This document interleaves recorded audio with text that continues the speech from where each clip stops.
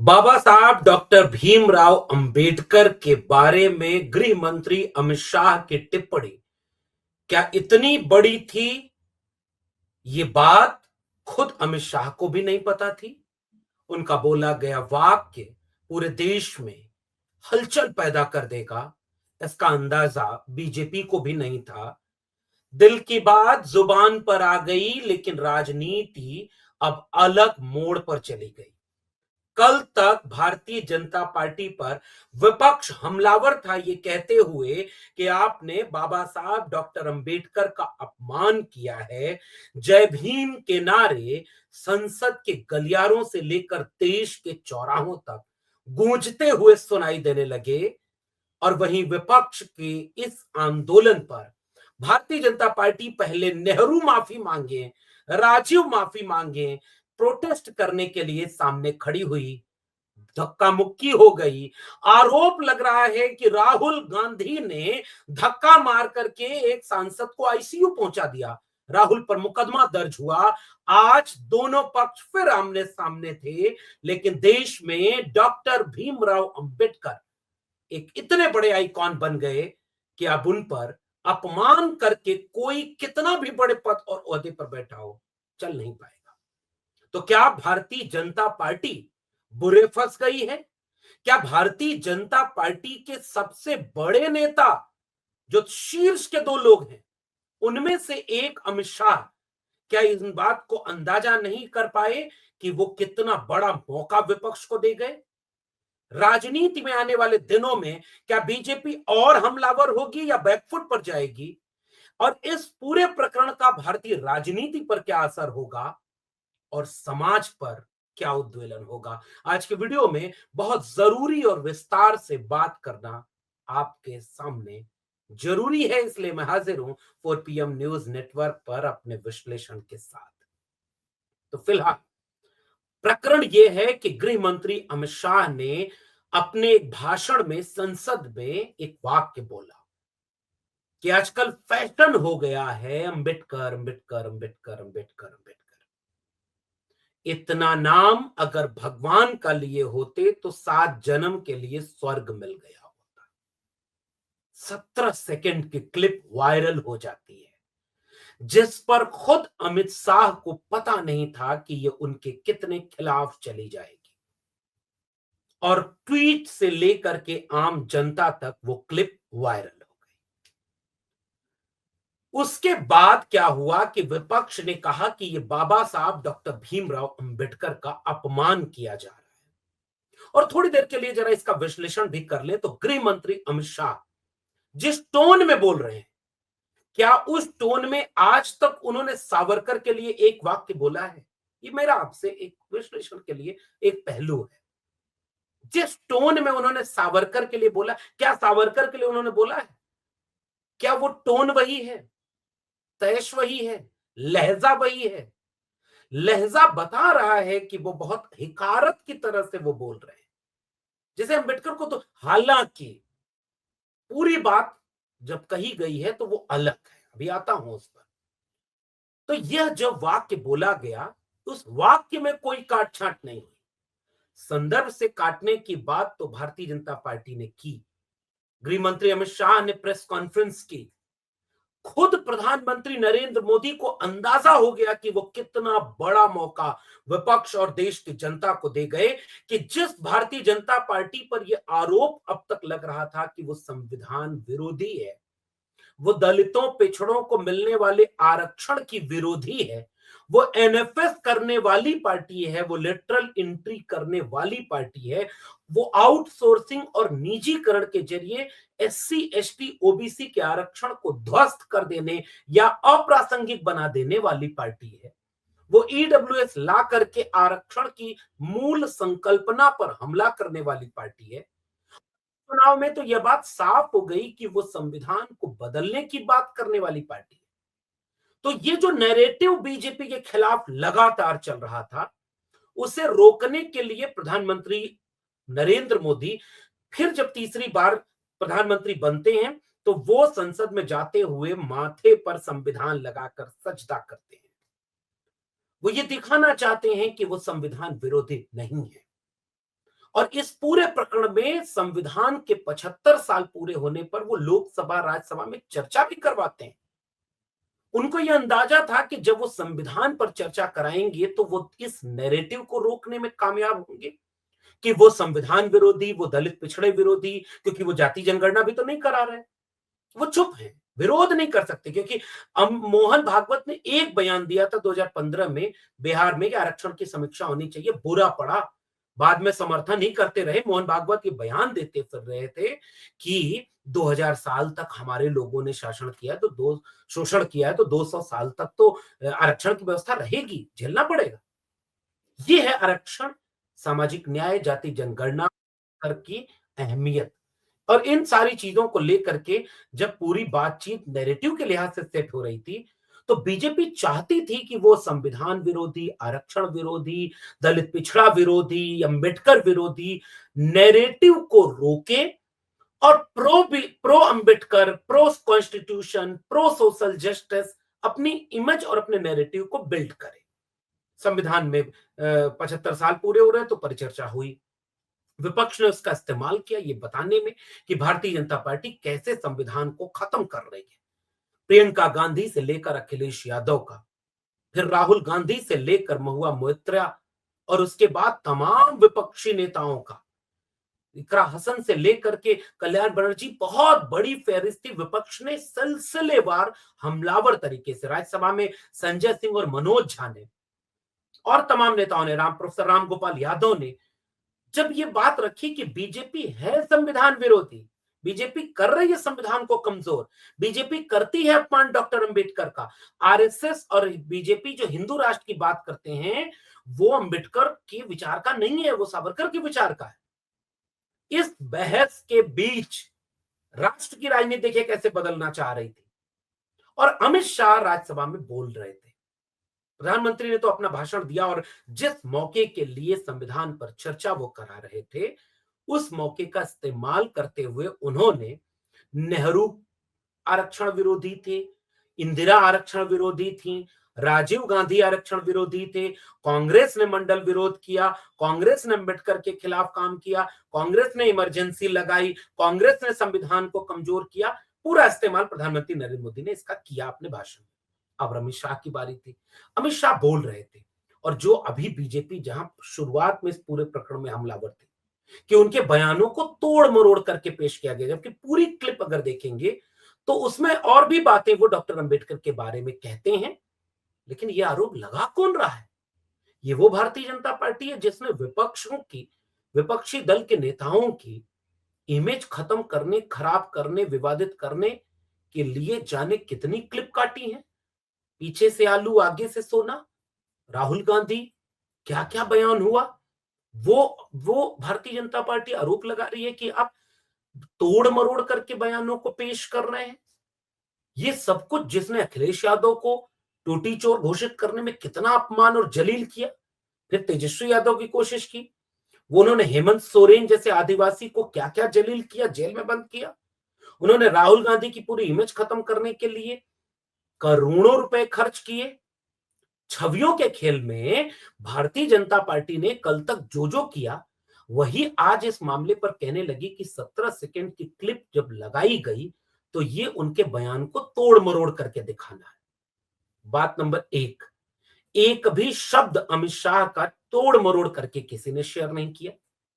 हाँ, ये आप कह सकते हैं कि उसकी क्लिप संदर्भ से काट करके शेयर कर दी 17 सेकंड की। तो बात तो 17 सेकंड में अमित शाह ने कही है। उन्होंने जिस हिकारत के, जिस तिरस्कार के, जिस अपमान के भाव में कही है, वो तो अमित शाह की ही बात है।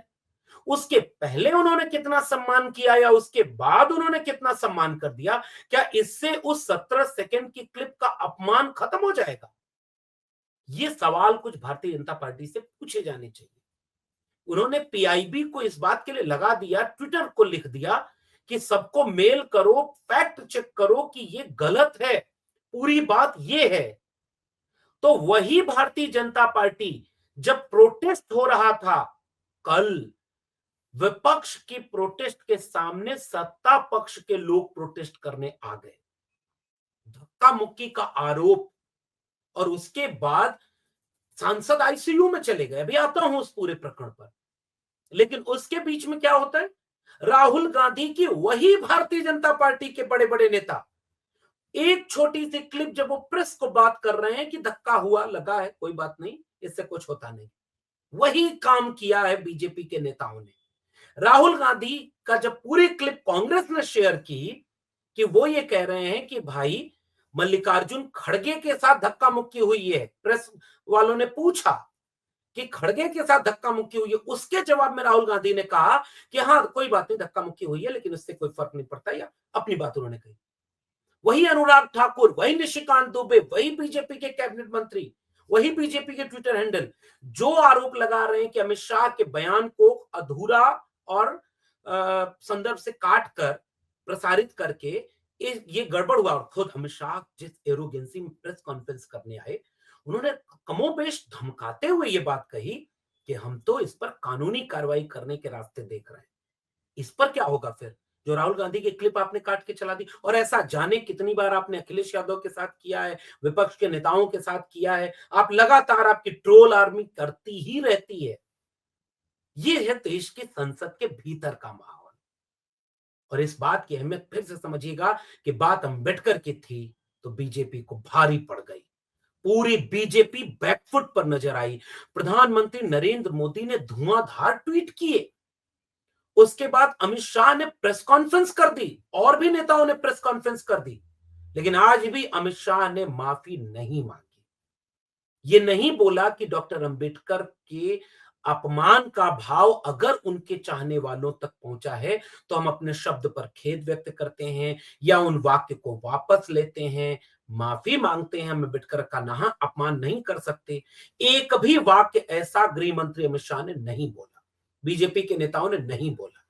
उनको लगता है कि ये कांग्रेस से लड़ रहे हैं, इसलिए अब वो हमलावर होकर के आंदोलन करने आ जाते हैं कि कांग्रेस ने अंबेडकर का अपमान किया होगा, कांग्रेस ने अंबेडकर का अपमान किया होगा और पहले अंबेडकर को सम्मान नहीं मिला होगा, उससे आज आपके अपमान करने का अधिकार नहीं मिल जाता। आपको माफी अंबेडकर के चाहने वाले उन करोड़ों लोगों से मांगनी पड़ेगी जो अंबेडकर को भगवान से बढ़कर मांगते हैं। और देखिए 2 से 3 दिन में ट्विटर पर क्या दिखा है। जय भीम के नारे जो कल तक सड़क पर लगा करते थे, वो संसद के गलियारों के बीच गूंज रहे हैं। वो सारे लोग जय भीम का नारा लगा रहे हैं और उस जय भीम के नारे में भारतीय जनता पार्टी बुरी तरह से घिर चुकी है। अब उसने रणनीति अपनाई कि वो हमलावर हो, इसलिए प्रोटेस्ट करने आमने सामने आए। ये तो अभी जांच का विषय है कि उस समय हुआ क्या। तमाम लोग कह रहे हैं कि सीसीटीवी कैमरे होंगे, जांच करा लीजिए, किसने किसको धक्का मारा, किसने किसका रास्ता रोका, और विवाद हो गया। लेकिन अचानक विवाद में एक सांसद आईसीयू पहुंच गए और सोशल मीडिया बता रहा है कि जब आईसीयू पहुंचे तो छोटी सी मरहम पट्टी, और जैसे जैसे दवा इलाज आगे बढ़ता जा रहा है उनकी चोट गहराती जा रही है। ये क्या है? वो आईसीयू से क्या इंटरव्यू दे सकता है कोई आईसीयू में है तो बारी बारी जैसे दर्शन करने, हम तो उनके स्वस्थ होने की कामना करते हैं। हम बुद्ध को मानने वाले, अंबेडकर को मानने वाले, लोहिया को मानने वाले लोग मानववादी विचार के होते हैं। हम चाहते हैं कि सारंगी जी जल्द पूरी तरह स्वस्थ हो जाए, एक भी व्यक्ति को कोई हिंसा न करे, उनको दुख न पहुंचे, चोट न पहुंचे, वो जल्दी स्वस्थ होकर के वापस आ जाए। लेकिन कहीं कोई और खेल तो नहीं खेला जा रहा है, कहीं कोई और चीज तो नहीं हो रही है कि एक महिला आदिवासी सांसद ने राज्यसभा में तो रो करके ये आरोप लगा दिया कि एलओपी ने उनको धक्का मार दिया, एलओपी ने उनको हमला कर दिया। पूरे विपक्ष पर, राहुल गांधी पर, कांग्रेस पार्टी पर भारतीय जनता पार्टी ये कहते हुए हमलावर हो गई कि वो मारपीट करने आ गए, धक्का मुक्की करने आ गए। क्या ये संभव है? क्या देश की जनता इस बात से कन्विंस हो जाएगी? क्या विपक्ष के सांसद मारपीट करेंगे अंदर जाकर के? और अगर मारपीट कर रहे हैं तो एक भी फुटेज, एक भी सीसीटीवी क्यों नहीं आया? लेकिन सारंगी जी आईसीयू पहुंच गए। जो जो मंत्री, कैबिनेट मंत्री, प्रधानमंत्री फोन पर बात कर रहे हैं, बाकी कैबिनेट मंत्री लाइन लगा के मिलने जा रहे हैं। ये क्या है? क्या इसके पीछे कोई जांच करके कोई तथ्य आया? उस तरफ से मल्लिकार्जुन खड़गे की तरफ से भी ये कहा गया कि उनके पैर में चोट लगी, धक्का मुक्की उन्होंने भी। फिर मुकदमों का दौर शुरू हो गया, एफआईआर कराई गई राहुल गांधी के ऊपर 6 धाराओं में। तो कांग्रेस पार्टी भी पहुंची एफआईआर करने, ताकि भारतीय जनता पार्टी अभी चाहती है, आज भी जब संसद शुरू हुई तो दोनों तरफ से प्रोटेस्ट हुई और हमलावर होकर के पूरा सत्ताधारी दल नारे लगा रहा है कि विपक्ष ने हमला कर दिया उनके ऊपर, राहुल गांधी माफी मांगो। कल तक चल रहा था अमित शाह माफी मांगो। भारतीय जनता पार्टी को यह अच्छे से पता है कि वो बाबा साहब डॉक्टर अंबेडकर के मसले पर बुरी तरह घिर गई है, इसलिए वो पूरे मुद्दे को डाइवर्ट करने के लिए कल ही एक स्क्रिप्ट लिखती है, ताकि मुद्दा हमले पर चला जाए, एफआईआर पर चला जाए और ये कह दिया जाए कि राहुल गांधी ने धक्का मार दिया, हमला कर दिया, ताकि अंबेडकर वाला सवाल छिप जाए, कमजोर पड़ जाए। लेकिन अंबेडकर हैं, मिटाने से मिटने वाले नहीं। समाजवादी पार्टी ने अपने अतीत और अपने पुरानी चीजों को परे रख करके पीडीए के नायक बने अखिलेश यादव अपने पार्टी के विधायकों को अंबेडकर, बाबा साहब अंबेडकर की तस्वीर के साथ खड़े कर देते हैं और लोग विधायक सड़कों पर उतर जाते हैं। समाजवादी पार्टी के कार्यकर्ता उत्तर प्रदेश के कई जिलों में सड़कों पर उतरकर अमित शाह का पुतला फूंकते हैं। बीएचयू के छात्रों के ऊपर तो पुलिस बुला करके मुकदमा करने का धमकी देने लगती है। लेकिन अंबेडकर का अपमान सहने की बात जब आएगी तो सदन में खड़े होकर लाल टोपी लगाकर सपा के 37 सांसदों ने जय भीम के नारे लगाए। अखिलेश यादव ने बयान देकर कहा कि ये संविधान विरोधी आरएसएस और बीजेपी है जो बाबा साहब का अपमान करती है। कांग्रेस पार्टी के तमाम यूथ फ्रंटल ने पूरे देश में प्रोटेस्ट किया। बहुजन समाज पार्टी के भी नेता सड़क पर उतर आए। कई जगह पर प्रोटेस्ट हुई। कर्नाटक के विधानसभा के भीतर से तो जो तस्वीरें आई उसने इस देश को भौचक्का कर दिया कि सारे विधायकों ने अपने चेहरे के सामने डॉक्टर अंबेडकर की तस्वीर लगा ली। डॉक्टर अंबेडकर होने का मतलब क्या है? और अभी तो जनता सड़क पर आई ही नहीं, अभी तो नेताओं के बीच लड़ाई चल रही है। सोचिए, भारतीय जनता पार्टी और आरएसएस ये जानता है कि अब डॉक्टर अंबेडकर की अहमियत क्या है। केवल इस बात का डर नहीं है कि उनका वोट चला जाएगा, क्योंकि डॉक्टर अंबेडकर के नाम पर एक बहुत बड़ा वोट बैंक तैयार हुआ है, क्योंकि उनका समाज जागरूक हुआ है। सवाल दूसरा है। सवाल यह है कि जो हिंदू बनाम मुस्लिम का पूरा सांप्रदायिक नैरेटिव था भारतीय जनता पार्टी का, उसे रोक करके आरएसएस के खिलाफ कोई विचार खड़ा हो सकता है, तो उस विचार का नाम है सामाजिक न्याय का विचार। और उस विचार के सबसे बड़े आइकॉन है डॉक्टर भीमराव अंबेडकर। तो अंबेडकर को सावरकर, गोलवलकर, हेडगेवार और गोडसे के लोग कैसे सम्मान दे सकते हैं, आऊंगा, फिर बात करूंगा उस पर अलग से। लेकिन फिलहाल देश की राजनीति में ये एक नया दृश्य है। भारतीय जनता पार्टी अपने सबसे कमजोर बिंदु पर, अपने सबसे कमजोर पिच पर फंस गई है, और वो पिच है डॉक्टर अंबेडकर की सोशल जस्टिस की। विपक्ष इस मौके को इस रूप में इस्तेमाल कर रहा है कि आम जनता को वो ये समझा पाए कि देखो, हम यूं ही नहीं कहते थे कि ये संविधान विरोधी है, हम यूं ही नहीं कहते थे कि बीजेपी और आरएसएस से संविधान को खतरा है, हम यूं ही नहीं कहते थे कि वो दलितों, पिछड़ों, आदिवासियों के सम्मान के नायक डॉक्टर अंबेडकर, बिरसा मुंडा, तमाम लोगों के विरोधी है। भारतीय जनता पार्टी इस मौके पर यह गिनाने में व्यस्त है कि डॉक्टर अंबेडकर के नाम पर अलीपुर रोड से लेकर इंटरनेशनल सेंटर और तमाम चीजें तो हमने दी हैं, हम अंबेडकर का सम्मान करते हैं। लेकिन जनता जानती है कि विश्वविद्यालयों में प्रोफेसर से लेकर सुप्रीम कोर्ट के जज तक, देश में लेटरल एंट्री से लेकर एनएफएस के मुद्दे तक, जाति जनगणना के मुद्दे पर विरोध से लेकर एससी एसटी ओबीसी को मिलने वाले आरक्षण पर हमले को देश की जनता जानती और समझती है। और ये चेतना गांव गांव पहुंच रही है कि बीजेपी और आरएसएस ये कर रहे हैं। और बीजेपी आरएसएस चाहती है कि वो या तो अपनी उपलब्धि गिनाए, नेहरू से लेकर राजीव गांधी को सामाजिक न्याय विरोधी बताकर राहुल गांधी को रोक सके, सपा के पुराने कामों को याद कर अखिलेश यादव को रोक सके, और अपने सांसदों को आईसीयू पहुंचाकर मुद्दे को डाइवर्ट कर सके। और फिर कल पीआईबी से लेकर के ट्विटर को मेल करे, मुकदमा करे और खुद हमलावर हो करके सोचे कि डैमेज को रोक लिया जाए। लेकिन बात अंबेडकर की है, बात भारी पड़ेगी, क्योंकि बात अब आरएसएस बनाम अंबेडकर की है, बात अब सावरकर बनाम अंबेडकर की है। और अभी तो ये कांग्रेस, सपा और विपक्ष आम आदमी पार्टी तक है। जनता तक अगर ये मुद्दा चला गया तो बीजेपी और आरएसएस कैसे इसे रोक पाएंगी? आप भी सोचिएगा। इस पूरे प्रकरण पर नीचे अपने कमेंट बॉक्स में टिप्पणी जरूर करिएगा। फिर मिलेंगे, तब तक के लिए बहुत बहुत धन्यवाद।